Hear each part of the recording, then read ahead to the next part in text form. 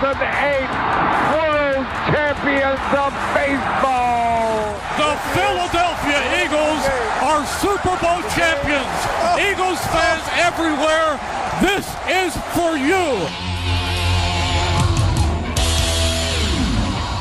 Now entering the game for Philly Pressbox Radio, Bill Furman and Jim Chet Chesko. It's Wednesday, September 7th, 2022. Welcome to the Philly Pressbox Radio Roundtable, brought to you by the Irish Rover Station House in Langhorne, PA, Allstate Insurance in Westchester, PA, and the Edge of Philly Sports Network.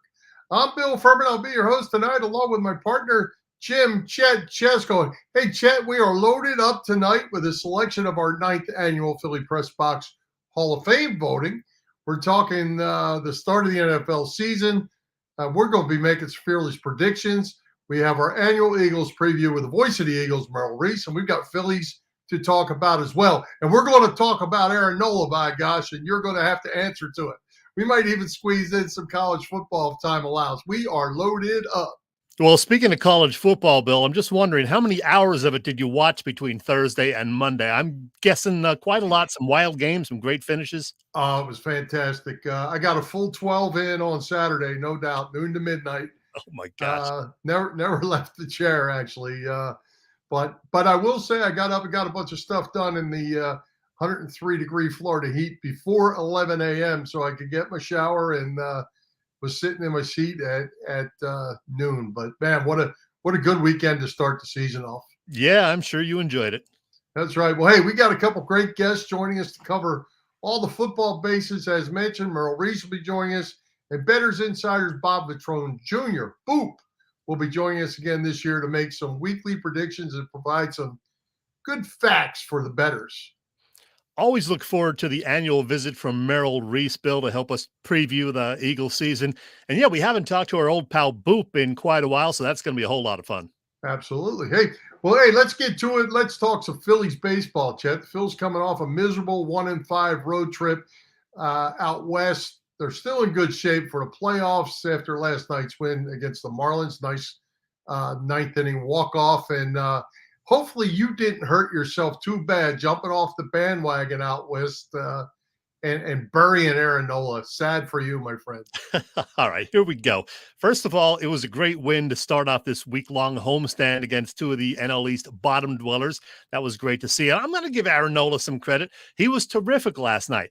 The problem is, it seems like it's every other game for him. One night he's real good. The next game he's not so good. I want to see more consistency from him. All I did last week was put up the stats, the facts. He is 9-14 over his career in September. Now, last night, of course, he should have gotten a win, but the bullpen, gave up a run, so he didn't even get a decision in that one. But he was terrific. I just need to see more consistency from him, especially down the stretch. Is he going to be, one game great, one game bad? No, they need him to have 4 or 5 great starts here in September. Well, see, the problem with your thought process is you were putting up September stats in August, and you were trying to say because he lost in August, he was going to stink in September. Come on, man. Was not trying to say that. And you and all your other friends who are jumping off the bandwagon, now all of a sudden they're back on the bandwagon because we win one game. Come on, man. Okay, I was never off the bandwagon, but I will say this. They lost 5 out of 6 on the West Coast to 2 under 500 teams, including Gabe Kapler's Giants. And they lost a game and a half, and they were still 2 games up in the wild card spot before last night, now 3. And you guys are acting like it's doomsday. Come back home, win the games, you'll be fine. And not you, I'll give you this one. But it seems like the whipping boy of the week for a bunch of people I've seen on my social media is Rhys Hoskins. He hasn't had a turn for a while, and it looks like it's time to turn on Rhys. Well, he's not hitting. Castellanos is hurt now. Kyle Schwarber has done not a whole lot lately, just I think 2 home runs since early August. So he's in a bit of a slump.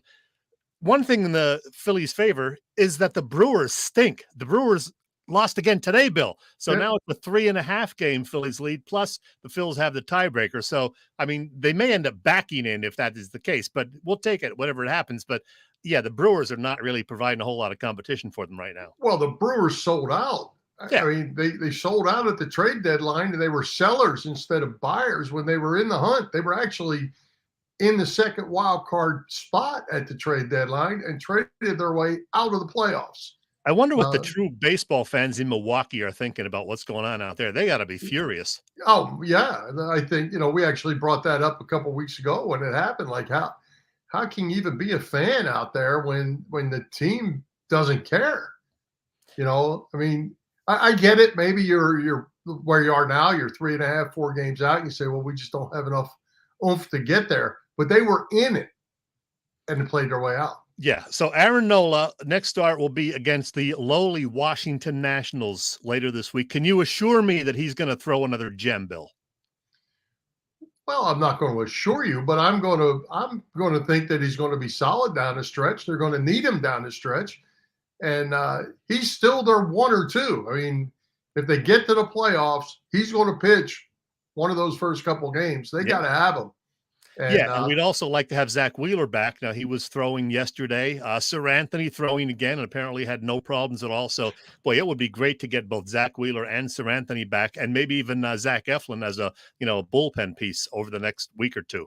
Yeah, and PJ makes this comment here, Chet. We get Harper back and we lose our mojo. And there has been a little bit of that, it seems.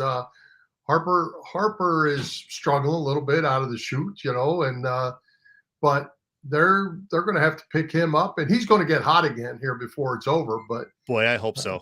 Yeah. How about that?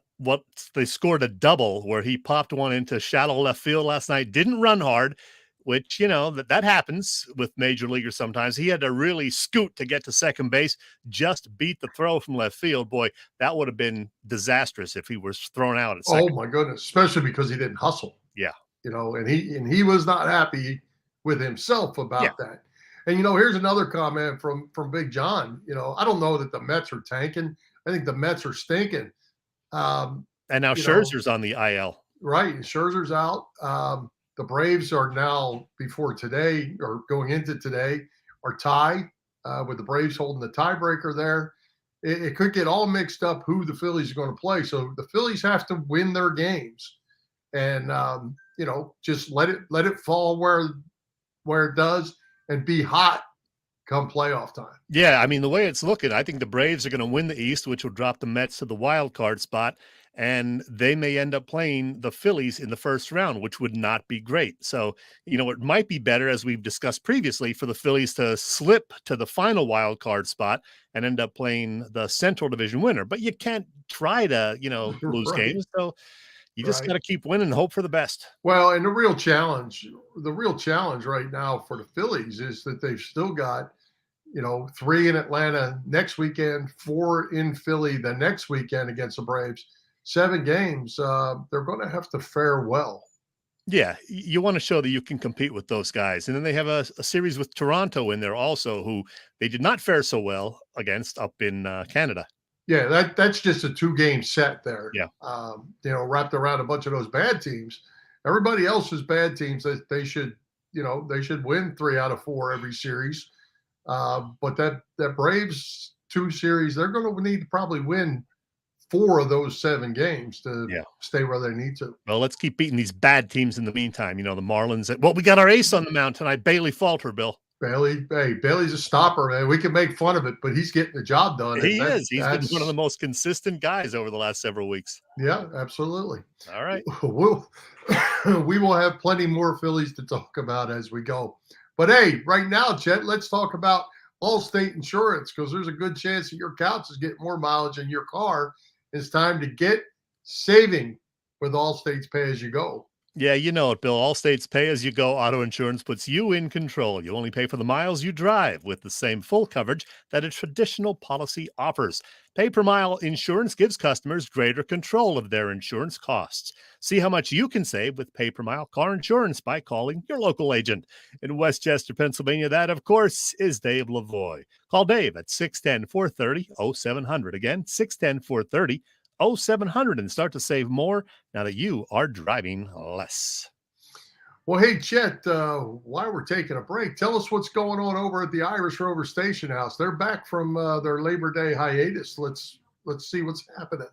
Yeah, all things are, good over there. The weather's got a little bit cooler, not a whole lot, but the Irish Rover's outside patio is still open, so that's great to see. And they got a couple of special events coming up, Bill. One of them, September 17th, happens to be exactly 6 months from St. Patrick's Day. So, hey, why not celebrate that?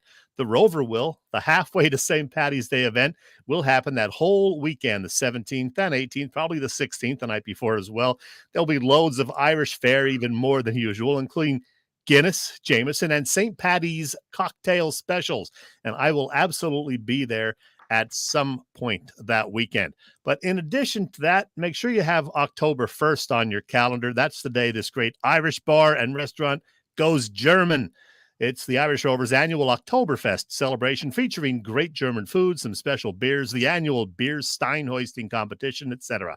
11 a.m. to 6 p.m. Saturday, October 1st. I've been there a few times over the past several years, and it is always a blast. The Irish Rover is on Bellevue Avenue in Langhorne.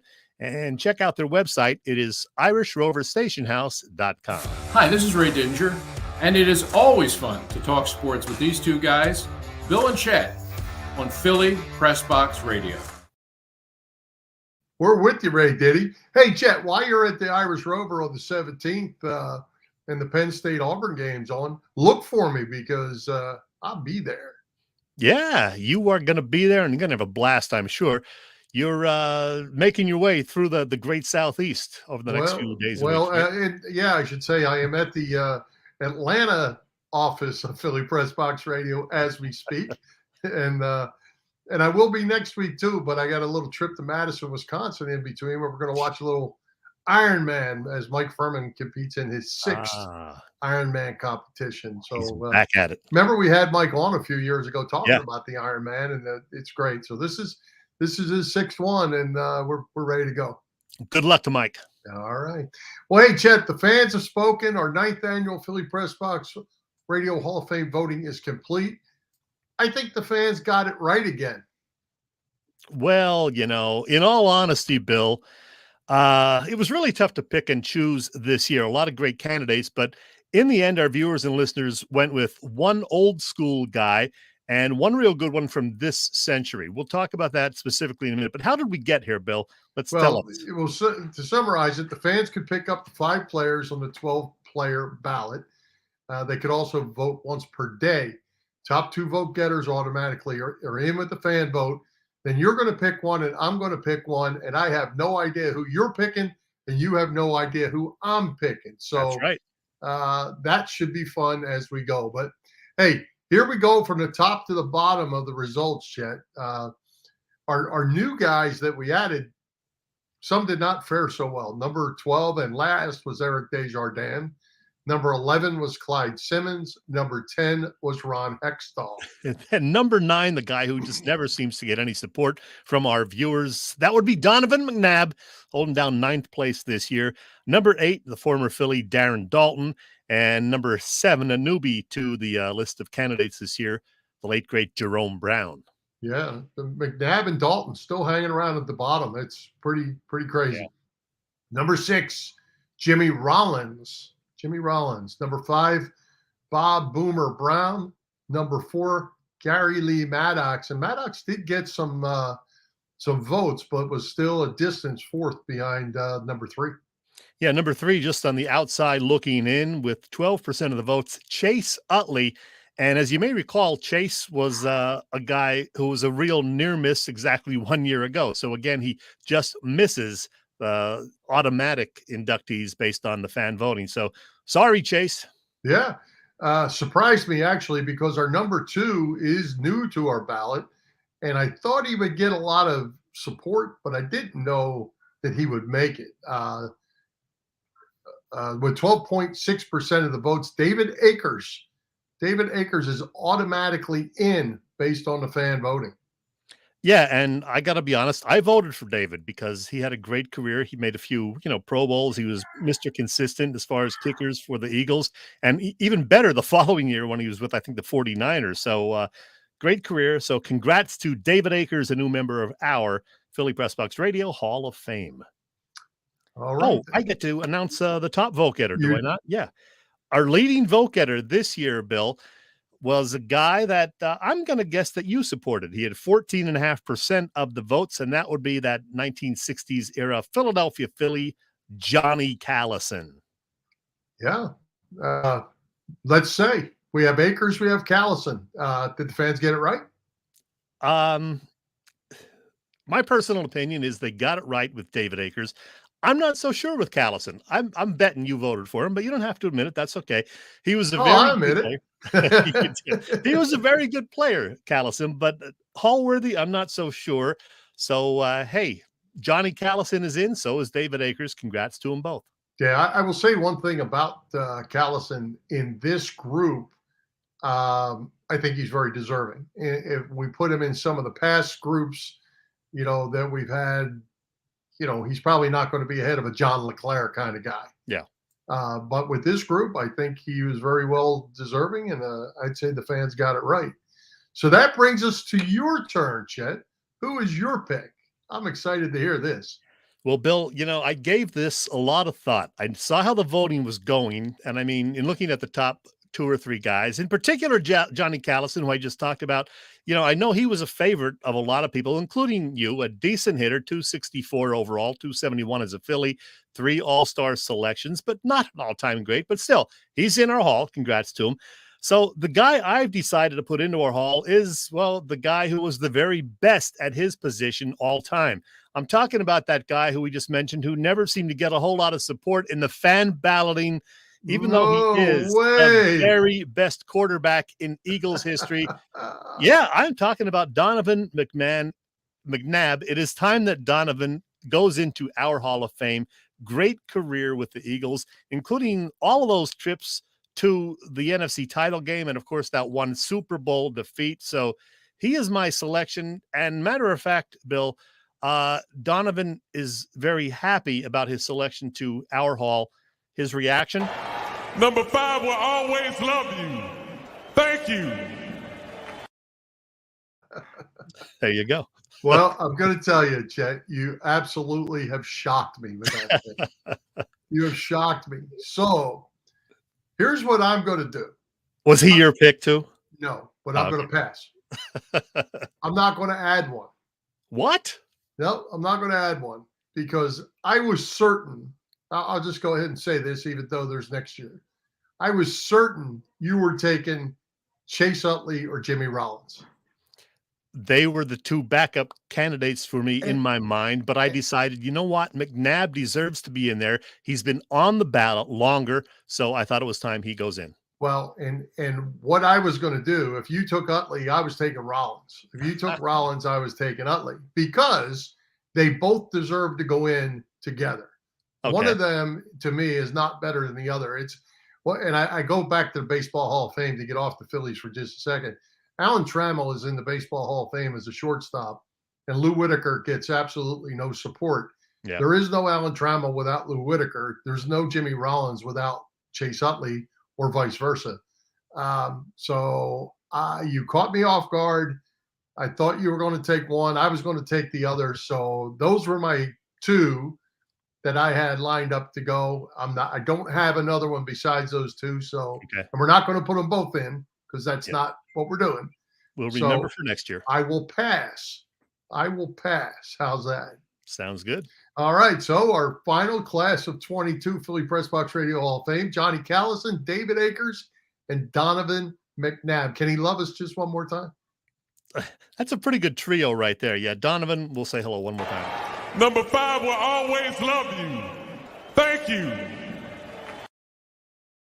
You're welcome, Donovan. You really shocked me. You shocked me. And I don't get shocked very often. Let's talk football. Hey, let's talk what Joe House says. Ain't that? Well, he's Oh, right about that. I mean, there come you on. go. All right, let's The talk other some guy. Eagles, Chet. You had a chance to visit with the legendary voice of the Eagles, Merrill Reese, the other day. Merrill is always excited about the team every year. I got a feeling he's going to be really excited this year. Merrill is indeed pumped, like you and me and most Eagles fans, in fact, and he's raring to go for yet another season behind the mic. You know, he just turned 80 years old last Friday, but you certainly never know by looking at him or listening to him call a game. He's still got it for sure, and we had a real good chat about the season. Here it is. Another Eagles football season is upon us, and that means it's time for one of my favorite segments of the year, my annual season preview chat with the longtime voice of the Philadelphia Eagles, Merrill Reese. Hey, Merrill. Glad to be with you, Jim. Looking forward to a very, very exciting season. Yeah, Merrill, as you begin, I think it's your 46th season behind the mic. Congrats on 46. that. You got it right. There is a lot of optimism about this year's Eagles team. A lot of so-called experts, in fact, predict the Birds will win the NFC East. How good is this 2022 squad? I take a deep breath because I've been hearing this for quite a while, and I think they've done a very good job of shoring up some of the weak parts of the roster. And I think if we look at the NFC East objectively, I think they're the best team, as we say on paper, in the NFC East. We know that it's going to be a two-horse race, basically, between them and Dallas. But I think that the Eagles have bolstered their team to quite a degree. And I think at the same time, the Cowboys are a little bit depleted.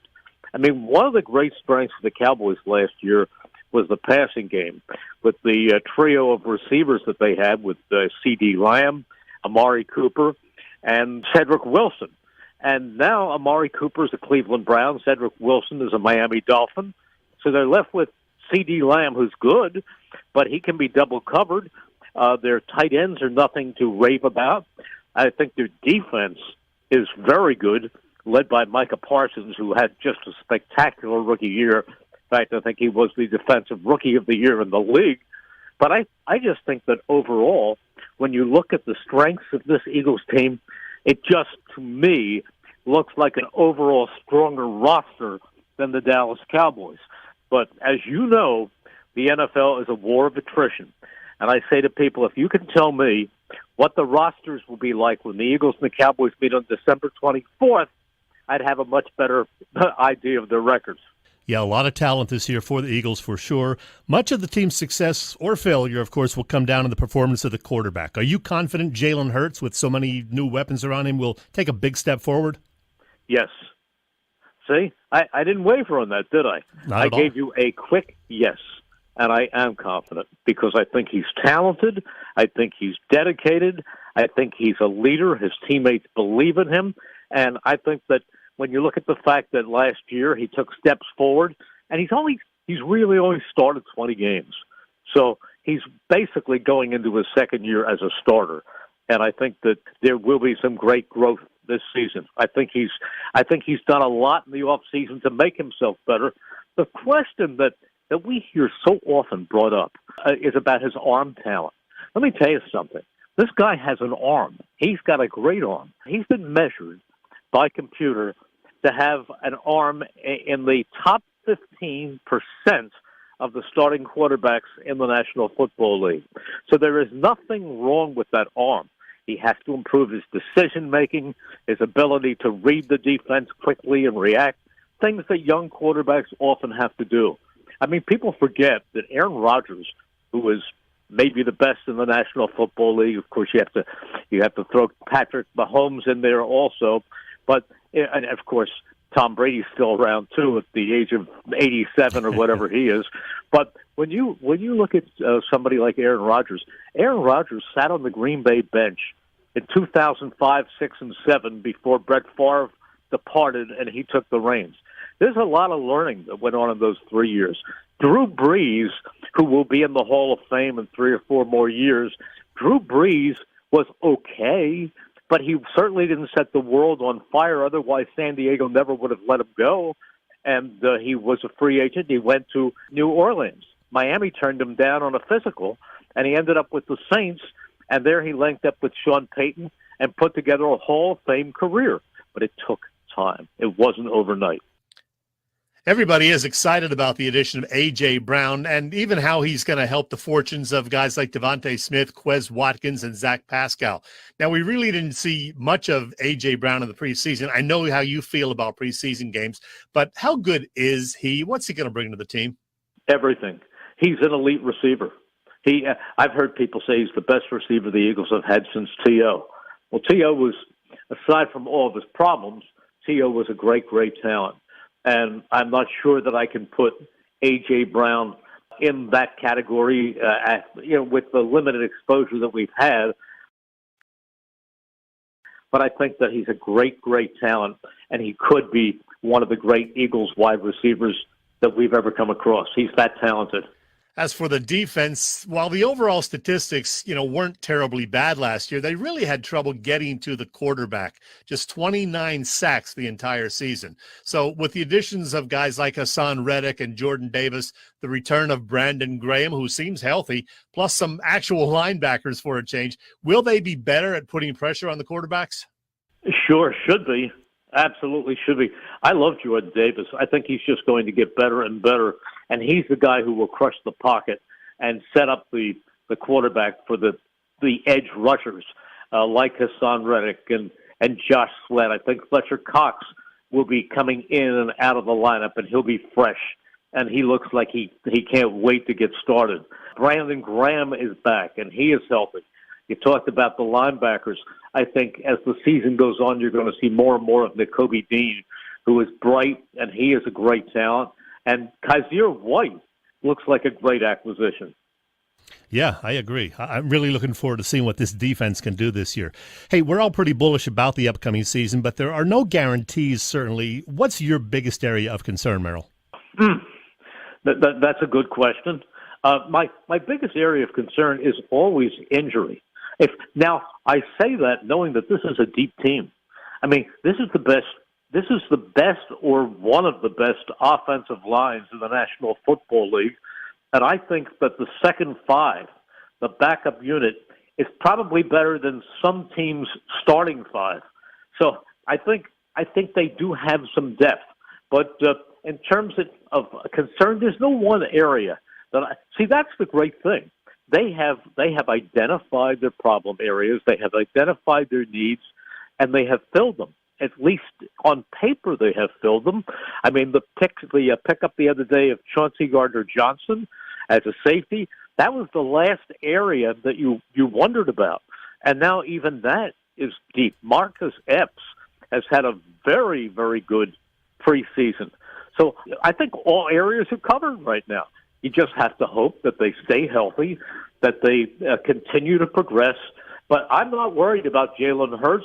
I'm not worried about any one segment of this roster. But you know what? You could go into a season feeling really good about a department, and then you get 3 or 4 injuries in that same department, and all of a sudden you're hunting for people to pick up. I've seen it happen before. You remember a couple of years ago where they went in and all of a sudden they were bringing in all kinds of guys that you'd never heard of to play the secondary. They were just trying to find some people to put back there. I do remember. Well, from talking with you over the years, Merrill, I know that your least favorite road stadium would have to be FedEx Field in suburban Washington, D.C. But I have a hunch that this year's Week 3 game down there is going to be a whole lot of fun. The quarterback is, well, you know who, and there will be several thousand Eagles fans making the trip down there to say hello to him. You looking forward to that one? I am. I look forward to every game. You know, I hate to sound like a coach, but a coach would tell you I only take it one game at a time. And right now the team that I'm thinking about is the Detroit Lions, now that we're through the preseason. And I've watched Hard Knocks. And let me tell you something. That team is really getting ready from a physical standpoint. They ought to be coming rushing out of the gates because they've played football all summer, which is not the way a lot of teams do it these days. You know, you can make a case for coming into a season healthy, and you can also make a case for coming into a season in top football physical form, and that's where they are. The Lions have a lot to offer, believe me. Their top draft choice, Aiden Hutchinson, now look, I loved him at the University of Michigan. I thought he was great then. I thought he was the best player of the whole draft. And then after watching him on Hard Knocks, he is a beast. I mean, he is an absolute beast.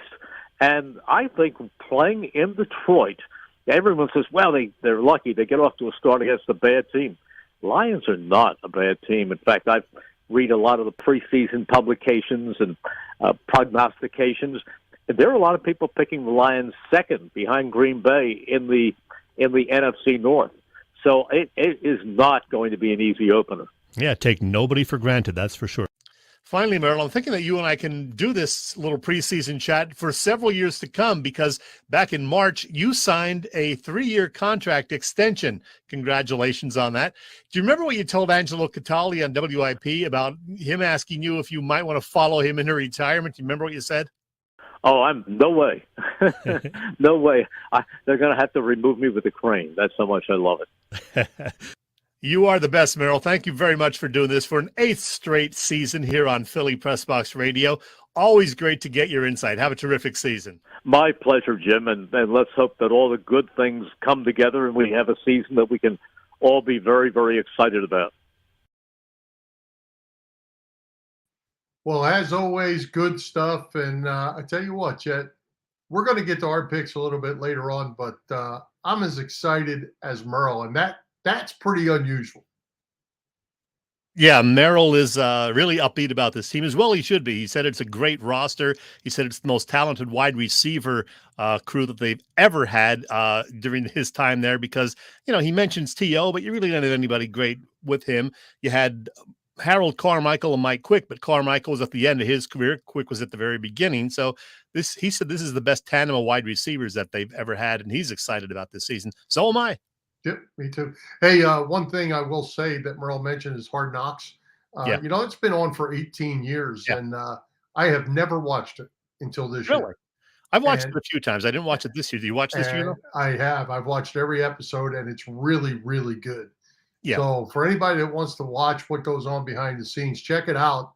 HBO Max or whatever it is. But, all the HBOs. Just be sure you're not watching it with your kids or your mother, because they might not really appreciate the language. But definitely, it is a really good show. Hey, Bill, we are 4 days away. There's Jake Elliott, 4 days away from the Eagles season opener. So let's get into it. Let's go. Let's welcome our second guest from Bettors Insiders, Boop, Bob Vetrone Jr. Boop, welcome back. Looking forward to some 2022 NFL insight. Sure, let's go. Let's have at it. Look at Boop, man. He is ready to go. He loves this time of year. So, Boop, before we talk Eagles, I want to get one quick comment from you about the Phillies. Sure. They are, as we speak, in the second wild card spot by percentage points over San Diego, 3.5 games ahead of the Brewers, who are just stinking it up lately. They lost last night, blew a lead, lost again today. They can lose again twice tomorrow. Should we buy our postseason tickets for the Phillies now? Care, guarantee, put it down. Except you don't have a home game, so you can't buy them. Right. But, yeah, they're going to make it. If they don't make it, it's going to be a problem. The problem is they're going to have to get to it before the last 9 days of the season, because they go on the road, and the Padres and Brewers are both home. And sure, you can make up that time, but I don't want to. And Houston's not going to have anything to play with for that last weekend probably, but I want to have it nailed down before then. They played well on the road most of the year, but I don't want to put my eggs in a basket in that last weekend. I hear you. Well, hey, before we're through, we're going to pick our NFC East games like we did last year and give our final prediction. But you were kind of in the background listening to Merle. Are you excited about this Eagles bunch as he is? And I am too, kind of. I am. I've always said that the most important position in football is the offensive line. The Chiefs proved that a couple of Super Bowls ago when their top two guys were out and they couldn't score against Tampa Bay. They have as good an offensive line 10 now as you can have, and that's important. Especially because I'm not entirely thrilled with the backup quarterback. He's a fine quarterback, but the style doesn't quite fit. And so I want Jalen Hurts to have to be there most of the year. I don't want him running 139 times again, but I want him on the field all 17 games.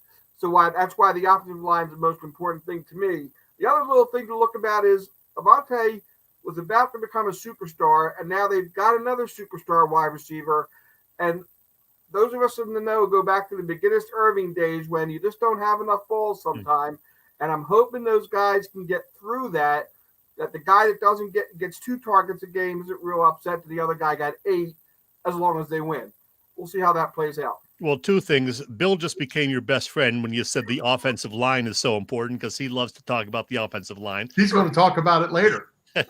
And secondly, yeah, you're right about, are there enough balls to go around? Because not only do you have Smith and Brown, you got the tight end, Dallas Goedert, who I think is, a guy that could get 70 to 90 catches this year. So, boy, I hope they have the ball quite often because they're going to want to spread it around, and it could be an exciting year.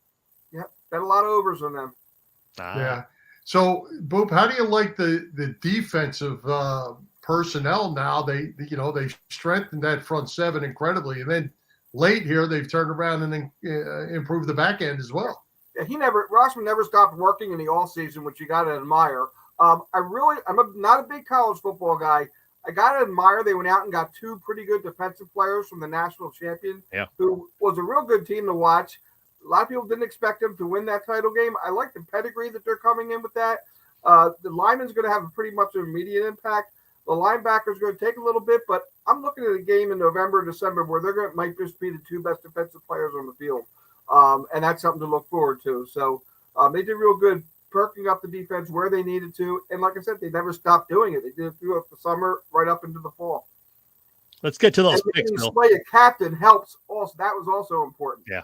There's a locker room aspect in sports these days that's as prevalent as there's been in 100 years, and things like that do help not only the guy you name, but the people around them. That's right. Well, hey, let's get to our NFC East picks, Boop. You can throw your tidbits in as we go. We'll go game by game. We're going to start with Jacksonville. I'm sorry. Tidbits. Jacksonville at Washington. The commies. We're going with the commies minus 2.5. They deserve it, Chet. I think Jacksonville's going to be one of the surprise teams of the year. They drafted 2 first-rounders each of the last 3 years. They had a bunch of single-digit first-round picks before that. At some point, they got to stop winning 3 games a year. This is one of those years, and I would get on the Jacksonville bandwagon early and often, as I may talk about later in my prop bets. Wow. This was the toughest game for me to pick. You went with Jacksonville officially, I guess. I just decided to go with the home team. And I don't know if I should root for Carson Wentz or not, but I think he's going to have a decent game 1, and I'm taking the Commanders to win the opener. Yeah, I'm going to go Jacksonville, and it has nothing to do with Carson Wentz. I'm kind of on Boop's wagon here. I think Jacksonville's going to get better. I think Doug Peterson's going to do a good job with Trevor Lawrence down there. I think it's going to be a big year of improvement for Lawrence. Nothing against Wentz, just not enough weapons down there in Washington yet. Mm-hmm. All right, next up, Giants at Tennessee to face the Titans. The Titans are minus 5.5. Boop. Giants haven't been ahead at the end of 60 minutes in a road game since December of 2020. So anytime they hit the road, I don't care if they're playing Georgia State, take the other team. This was the easiest one for me too. Yeah, Tennessee easily. I would probably take the line also, going against the Giants with the spread. Tennessee, I think, is going to win by at least a touchdown. Yeah, I'm going Tennessee as well. Derrick Henry going to just run the football. Yep. Tampa Bay at Dallas on Sunday night. The Bucs minus 2.5. This could be a good game.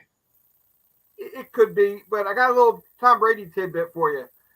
He has lost 4 week 1 games. He has not played in 2 week 1 games. All 6 of those teams went to a Super Bowl.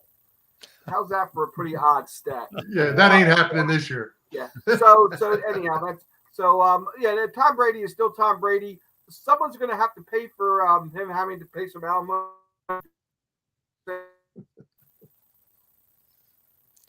So you like Tom Brady? Yes. All right.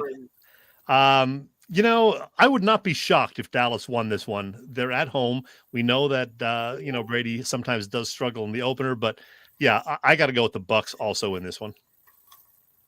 Yeah, well, I'm going to go with Boop on this one also. And Boop, Giselle is going to pay Tom alimony. She makes more money than he does. Yeah. But No, I'm going to go with Tampa Bay just because I'm not picking Dallas in the opener. Dallas has got to prove to me that they're better than they were. And I was going to ask you this, Boop, earlier, but I didn't get to it. Do you see improvement quickly from any of the three before we get to our Eagles pick? And any of these other three teams have made improvements like the Eagles have made? I still am a Carson Wentz believer. I know he's been through a lot and stuff. He could make Washington a little bit better. They had flashes last year and the year before. So I wouldn't be surprised if they ended up being a little bit better team than I thought. Dallas seems to just be getting nicked up a little bit earlier than most good teams do. And the Giants, I've seen nothing from them in a year and a half, and I don't expect to see any from there. Mm-hmm. So maybe Washington. Okay, last up, Eagles versus Detroit. Let's go with -4. I've seen anything from no line to -4. What's up with that? It's gonna be an offensive fest as always. The last 7 games they've had with the Lions have been over, some of them by a humongous amount. So my betting is obviously the over. The Eagles are going to get a lead. The Lions are not the 0-17 Lions or whatever we had a couple years ago, but they're not in the Eagles league yet. They probably weren't in the Eagles league last year, and the Eagles have gotten more better than the Lions have gotten more better. Does that make sense? More better. Come on. Yes. More better bet. All right. You're taking the Eagles and the over. I don't know why, but I think this is going to be a closer game than a lot of people think. I think it's going to be close to the spread. The fact that it's only a 4-point line kind of scares me a little bit. In fact, if I have to pick a score, I'm going to take Eagles 24, Lions 20. Eagles blew them out last year, and I think Detroit wants a little bit of revenge. They're not quite good enough, so I'm taking the Eagles 24-20. I'm taking the Eagles. I'm going to go 31-14. I feel like the Eagles are going to be really strong, and we'll see how it goes. Do you need a score from me? Go ahead. Yeah, what do you got? 31-10. 31-10? Yeah. Didn't you say to take the over? What's the over under? Oh, you know what? Yeah, never mind. I just made up. Edit that last part out. Okay. Put Forget that. The McNabb thing over there again. 31-17, you meant to say. Exactly, yes. There you go. I'll be betting overs up into the 60s anyhow, so it doesn't matter. All right. Any good prop bets for us before we get to our season prediction? Yeah, I got a couple of NFL things I came across. The last undefeated team you can bet Caesars, both the Chiefs and the Eagles, my two teams are 15-1 to be the last undefeated team. So I had $14 lying around. I threw 5 on the Eagles and 9 on Kansas City. The Buccaneers are the odds-on favorite at 6.5-1 in that. But I bet the two teams I'm rooting for. One of the things I mentioned about Jacksonville was them getting better. There are at least 2 sites I go to, Caesars and DraftKings, where you can bet any game up into week 15. Yeah. And I went through and I bet Jacksonville on almost all of the games at the odds they are now. Because, say, for instance, they've got the Colts October 16th. They're plus 7.5. If Jacksonville's a little bit better and the Colts aren't quite as good, that line's going to go down to 3.5, 4, 2, somewhere. I'm getting them at 7.5. So you can bet games up to and including week 16 of the season on at least a couple sites. And if you've got a team you think is going to outperform or underperform, go get some of those early lines before they move. How about Jalen Hurts over under rushing yards? Yeah, I'm not much on the rushing yards. The 2 things his numbers are going to concern me are his rushing attempts and the rushing touchdowns. I don't want him scoring 10 touchdowns. I don't want him getting to being targeted by the defense to stop him at the goal line 10 times. So I'd rather some of those touchdowns go to the guy that didn't score last year, Miles Sanders. So Hurts is listed as over under rushing touchdowns at 7.5. Under is -126 and the over is -102. I'm going to bet the under for my heart's sake, that I think it's better for the team. If he gets anywhere near 10, every time he gets to the near goal line, I'm going to be holding my breath. And again, Sanders, 100 and whatever it was, 37 touches last year and no touchdowns. They can't win if that happens again. He's 25, Miles Sanders. He's been here 6 years, it seems like. Give a touchdown. And injured like every 4th game. He's got this run of 12 games, so so he's fresh. Let's put it that way. He's fresh. There you go. There you go. All right, let's get to our season predictions for the Birds. Boop, you're up first. I want to say 11-5, even though I know they play 17 games anymore. Well, you can't say 11-5. Yeah, again, the division's not that good. So let's say they go 5-1 in the division. That's 6-5 outside the division. That's easy. They're 11-12, 17 games. See, they're a 11-12 win team at least. Give me a number. Come on, Boop. Don't hedge. 12-5. 12-5. Hold on, that's 17. Yeah. Yeah, 12 that's and 5. it. You passed math. Okay.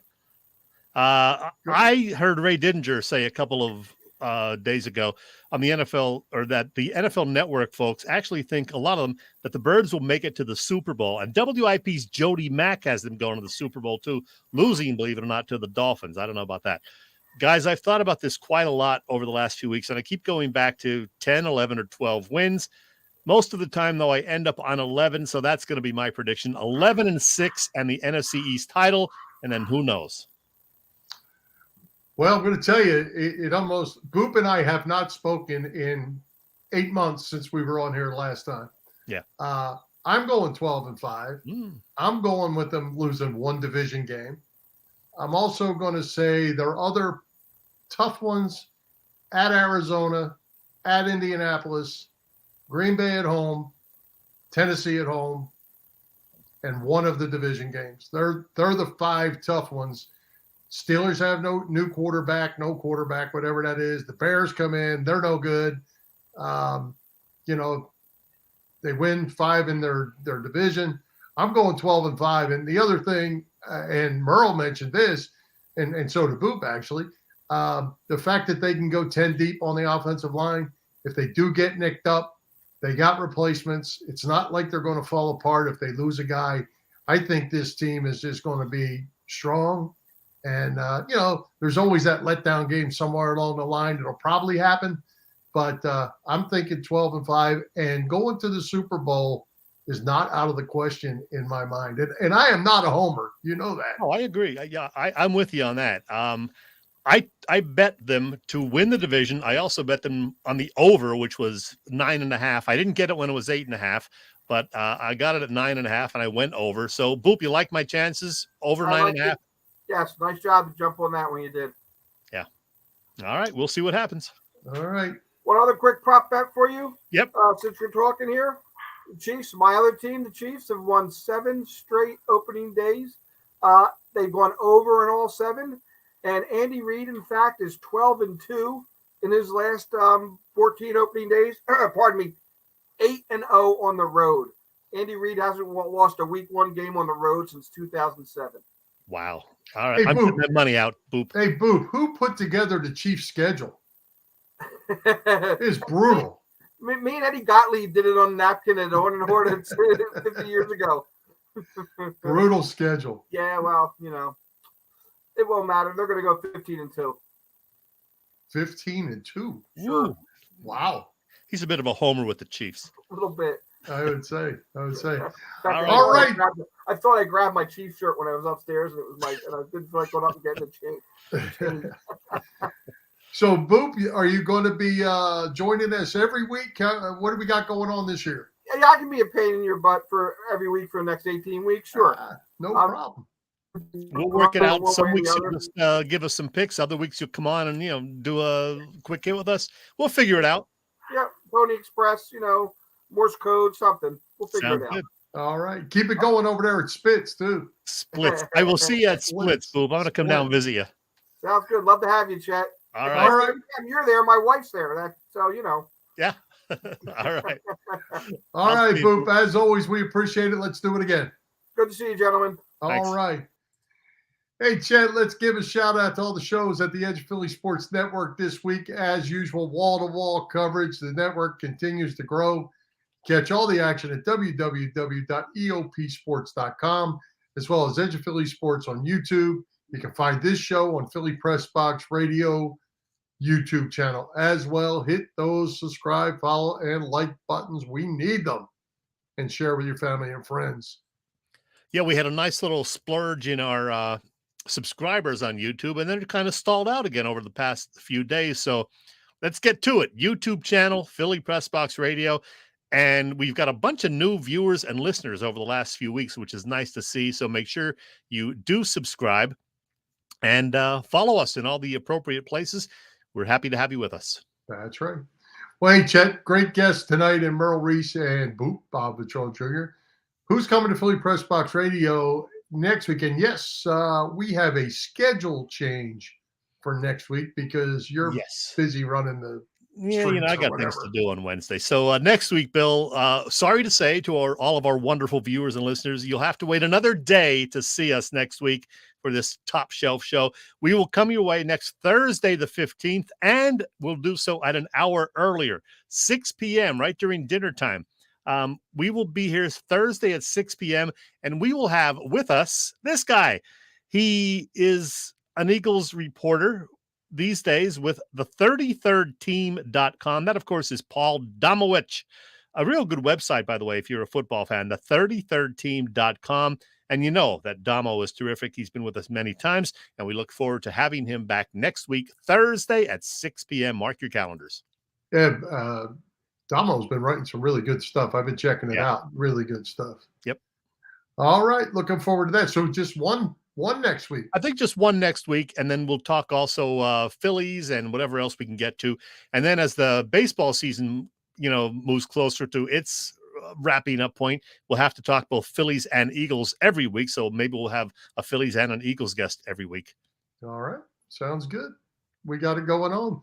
Yeah. Well, let's take another quick break and thank our friends at the PPCC 118 Raz Room. They post great sports memorabilia on their Facebook page so people can take a chance of winning something they may not be able to afford or have access to. All items come with certificates of authenticity. They continue to run out great autographed memorabilia from all the Philly teams and more. Check out their Facebook page. Like it or follow it. It's PPCC 118 Raz Room. That's right. PPCC 118 Raz Room on Facebook. And hey, Bill, I wanted to take a minute to tell our viewers and listeners about Philly sports trips because, I love those guys. And they have all sorts of great trips for Eagles fans, all the road games, plus they'll be doing tailgates for most or all of the home games as well down by the Navy Yard. They have a visit to Wrigley Field during the final week of the Phillies baseball season, plus an October Flyers hockey trip to Nashville, Music City, October 22nd through the 25th when the Eagles happen to be off. It is their bye week.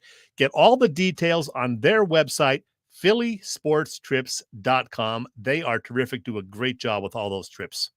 Yeah, and I need to get with them myself, Chet, because as you know, I will be going to the Indianapolis game on November 20th, but I won't be going, obviously, from Philly. I'll be coming from Florida to Indianapolis. But I hope to hook up with those guys, at least for the tailgate portion, and we'll have a lot of fun with that. I'm sure they'll take care of you. Vince and Bob and those guys run a great operation, and I'm sure they'd be happy to have you. Yeah, absolutely. Looking forward to it. Parting shot for you tonight. We're actually a minute ahead of time. You got anything else you want to talk about? We got an extra minute. You know what? No.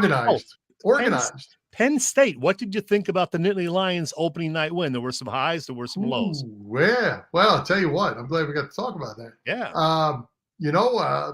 As I watched the game, I thought Sean Clifford was really struggling. Yeah. At the end of the day, he throws 4 touchdown passes, runs for 1, is Big Ten Player of the Week.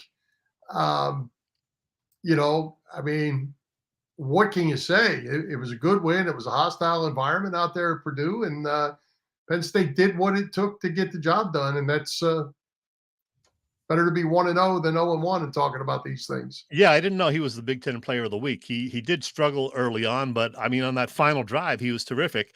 Purdue probably helped him out by not running the ball enough in the fourth quarter, but hey, we'll take that. So, hey, 1-0 is a whole lot better than 0-1. That's right. Purdue, you're absolutely right. Purdue mismanaged the clock. They had 2 opportunities to make plays to put that game away and couldn't do it in both cases. And they certainly mismanaged the clock, but Penn State also took advantage of it when they did it. So a big win for them. And hey, the other thing, how about the Temple Owls? They, if hoping for a fresh start out there, and they end up getting beat 30-0 in their opener. That's not a good start, but hopefully the Owls can get this thing going.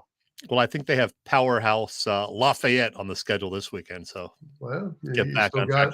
Hey, one other thing, Bill, I noticed this morning that we lost this guy the other day, Monday. Longtime Eagles center back in the 70s and early 80s. He was the center for the center for that Dick Vermeil Super Bowl. Guy Morris passed away at the age of 71 due to complications from Alzheimer's. And, he had a long NFL career and then coached, of course, with both Baylor and Kentucky.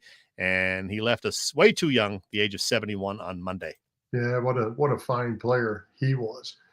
Hey, one other thing on college football, Chet. Did you happen to, you're not the big college guy. Did you happen to watch the Florida State LSU, at least the ending of that game? I did not. I read about it. I didn't actually even see that was the blocked point after.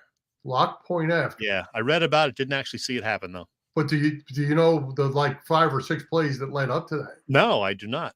Okay, so I'll do it as quickly as I can. Florida State is winning by a touchdown. They punt to LSU with 3 minutes to go, whatever it was. LSU muffs the punt. Florida State recovers at like the 8-yard line.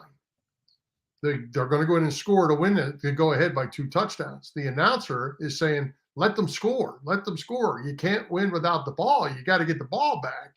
Yeah. Let them score. Well, Florida State runs 2 plays, and they're at the 1. Now there's 1 minute and 30 left. They run a pitch, and they fumble at the 1-yard line. At the 1-yard line, and LSU recovers with like 1 minute 20 to go, no timeouts, then drive down the field. Wow. They score with 1 second to go. Or no, they score. They are out of bounds at the 1 with 1 second to go. They review it, and the guy actually, his knee was down. But since they stopped the clock to review it, they get another play. The game would have ended. There was no timeouts. So they throw the touchdown pass with no time on the clock to make it a 1-point game and then get the extra point blocked. Oh, man. I wish I would have watched that. It was a crazy 3 minutes of football like you've never seen before.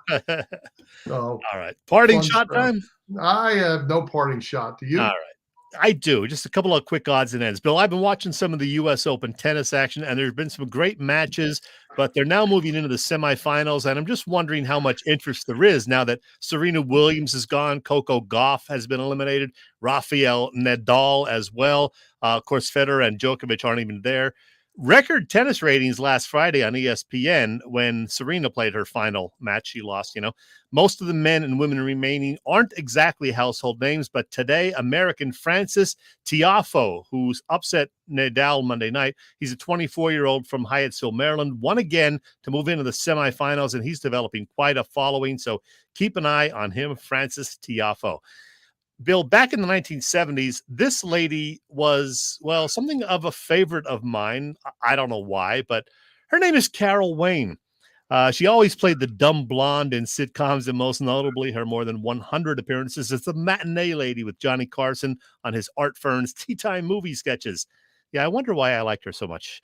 Carol Wayne would have turned 80 on Tuesday. Sadly, she died in some sort of drowning accident at the young age of 42 in 1985. But if you ever get the chance, if you haven't seen it, check out the Tea Time movie sketches. They are available on YouTube. And finally, Bill, Where did that come from? Where did that come from? I just found out that it was her birthday yesterday. She would have been 80. So I thought, hey, she's bringing back some memories for me. Okay. And today is National Beer Lovers Day. Yes, there are like 15 or 20 beer days during the course of the year. This is another one, National Beer Lovers Day. I'm drinking a new one tonight from Kintnersville, Pennsylvania. Kintner Hefeweizen Ale, and it's not bad. I was actually going to do a full random Chet segment about this very important pseudo holiday, but we had such a jam-packed show, I decided to scrap it. But I'm going to warn you, expect a little beer segment next week, Bill. Okay. Sounds good. Wrap it up. All right. We'd like to thank tonight's special guests, Merrill Reese and Bob Vetrone Jr., our sponsors, the Irish Rover Station House, Bob Sullivan's LikeYourAge.com, PPCC 118 Raz Room, and Dave Lavoie of Allstate Insurance in Westchester, PA. For Jim, Chet, Chesko, this is Bill Furman. We hope you enjoyed the show. We'll join Philly Pressbox Radio next Thursday, September 15th at 6 p.m. You can see us live on Facebook. Listen to our website, phillypressboxradio.com, on blogtalkradio.com/phillypressboxradio, on Google Podcasts, as well as Apple Podcasts, iHeartRadio, and all the others. High hopes, Philadelphia sports fans. Go Phils, go Birds. Let's do the song.